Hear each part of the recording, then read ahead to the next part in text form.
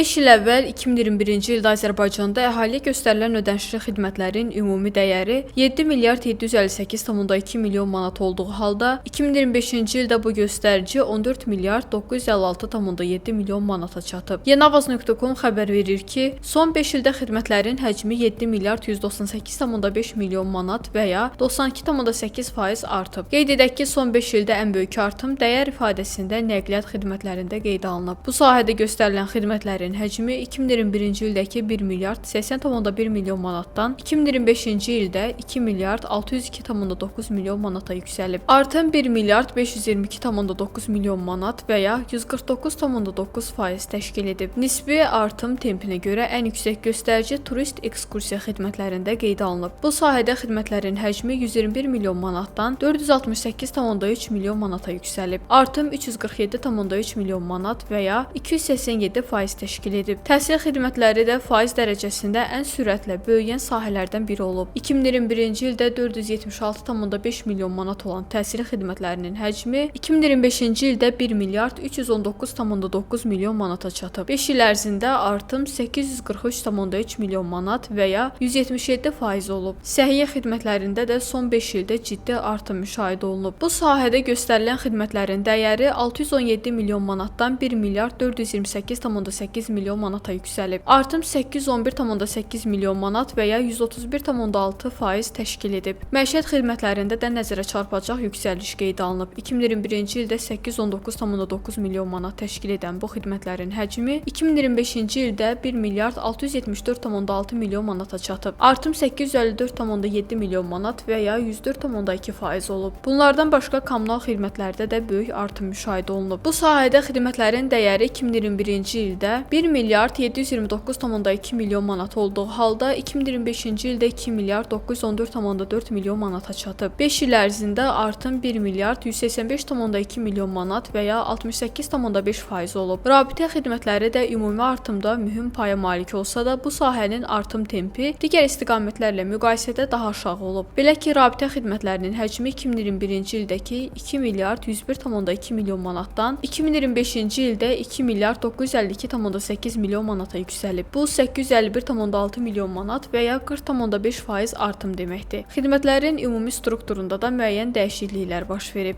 2021-ci ildə ən böyük paya malik sahə rabitə xidmətləri olub və ümumi xidmətlərin 27,8%-ni təşkil edib. 2025-ci ildə isə bu göstərici 19,74%-ə enib. Bununla yanaşı nəqliyyat xidmətlərinin payı 13,92%-dən 17,4%-ə, təhsil xidmətlərinin payı 6,14%-dən 8,82%-ə, səhiyyə xidmətlərinin payı isə 7,95%-dən 9,55%-ə yüksəlib. Turist ekskursiya xidmətlərinin ümumi xidmətlərdə payı da əhəmiyyətli dərəcədə artıb. 2021-ci ildə bu sahənin payı 1,56% olduğu halda 2025-ci ildə 3,13%-ə çatıb.